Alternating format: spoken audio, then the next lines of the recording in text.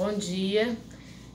Hoje é um dia importante aqui para a gente que mexe com a acústica, com a questão do som, porque hoje é o Dia Mundial da Conscientização sobre o Ruído, né? E aí, eu tô com uma convidada hoje, a Luciana Ulloa. Ela é fonoaudióloga, fisioterapeuta e mestre em reabilitação. Então, é muito importante a gente ter contato, né? Eu que trabalho com essa parte de acústica dos ambientes, entender exatamente qual que é o efeito disso nas pessoas. Por quê? A gente trata o espaço, cria ambientes sonoros para fazer com que esses espaços sejam agradáveis, né? E criar uma situação que a gente fala na arquitetura, Luciana, é a do conforto ambiental, né? E conforto tem muito a ver com bem-estar. Só que além do conforto, é até interessante porque os engenheiros eles não gostam da palavra conforto, eles falam desempenho.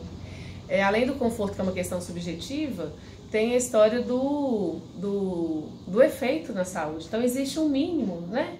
Um mínimo de silêncio que a gente tem que ter, de qualidade sonora para inteligibilidade, você conseguir se comunicar, que é o que vai fazer com que esse espaço seja um espaço bom acusticamente, né? Esse Dia Internacional do Ruído, ele não é à toa, né? É sinal de que realmente tem um alerta aí. Tem um alerta. Aí a Luciana veio para falar um pouco sobre essa parte, né? Desse efeito do ruído no ser humano. Qual que é a ação disso aí? Primeiro quero agradecer o convite, viu, Dani? Que é um prazer estar aqui, conversar um pouquinho com você.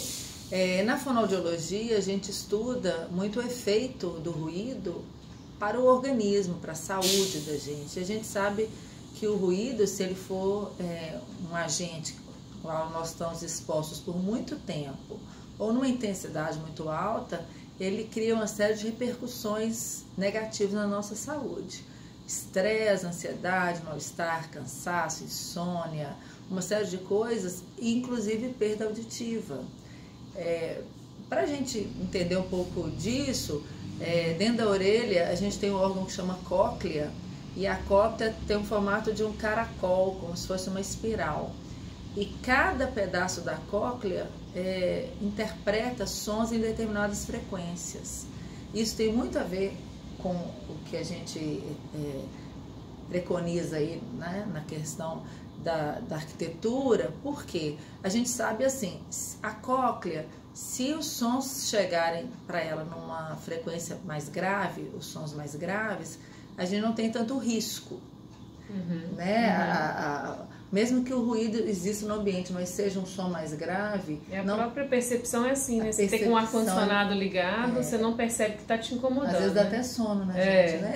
Aí na hora que você desliga, você fala assim, nossa, estava alto, mas é porque é um som grave, um som grave. E o grave não te incomoda Não tanto. incomoda porque a sua cóclea não é capaz de perceber tanto o som grave. Então ela também não tem tanto risco de lesão no som grave.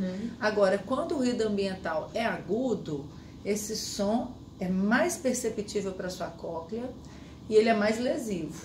Então ele tem um potencial de fazer mais mal para a saúde da gente. Então quando a gente tem esses picos de ruído, isso lesa mais do que quando você tem um ruído intermitente ou não tem essa relação? Existem outras questões aí, porque você pode ter trauma acústico, que é mais grave ainda.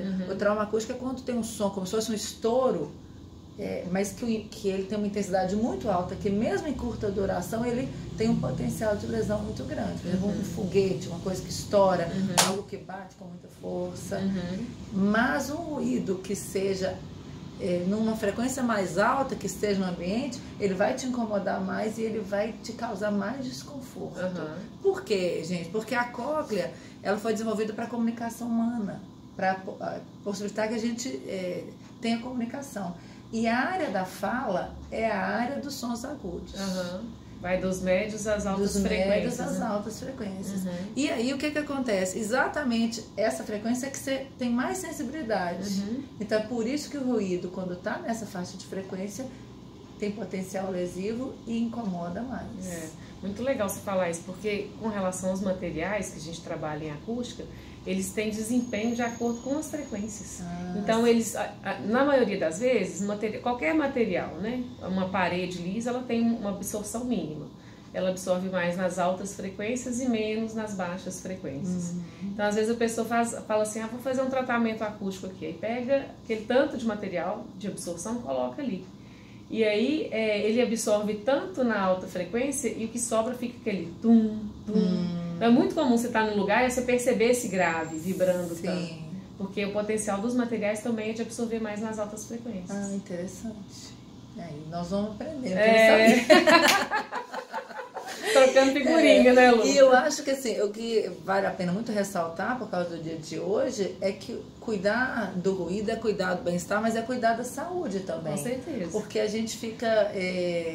a gente não tem, as pessoas no dia a dia, uma informação muito crítica sobre isso, né? Então, às vezes a gente está num ambiente que está nos causando desconforto, está nos causando estresse, você fica cansado, você fica ansioso com aquilo, e você não identificou a causa desse problema. A gente estava até comentando antes, esses ambientes que a gente frequenta muito, shopping, né? Praças de alimentação, igreja, deixa a gente às vezes incomodado, você não percebe o porquê, né? E na verdade é a questão da reflexão do som, do excesso de reverberação que está causando esse ruído de fundo, né? Que te incomoda muito. Existe uma associação com pressão alta, existe uma associação com insônia, existe associação com zumbido, né?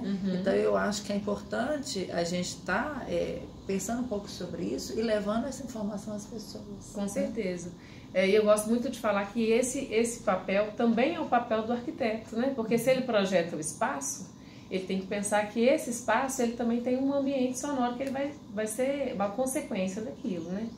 Então, a gente vê, às vezes, tem um teatro, né? Que tem uma absorção muito boa, que tem um tratamento acústico bem feito. Lá dentro o som tá ótimo. Aí na hora que você sai, você vai para um foyer, você escuta... É o agudo que está refletindo. Muito material reflexivo, né? Então, isso aí está diretamente relacionado com o bem-estar da pessoa naquele lugar e, a longo prazo, a questão da saúde mesmo. Né?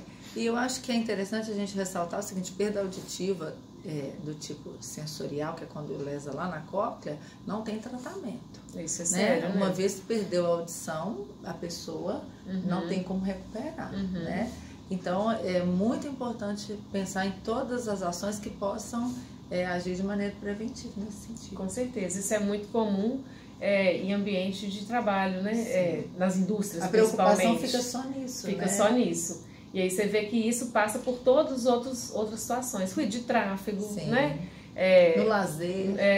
Hoje mesmo eu comentei, falando sobre essa questão da conscientização do ruído, a gente tem uma situação aqui no Vale do Aço, que é a linha férrea, que atravessa a cidade e apita no meio da noite, né? Então tem um excesso de ruído ali que deve ser tratado, né? Está dentro de um ambiente que é um ambiente residencial, né? É verdade.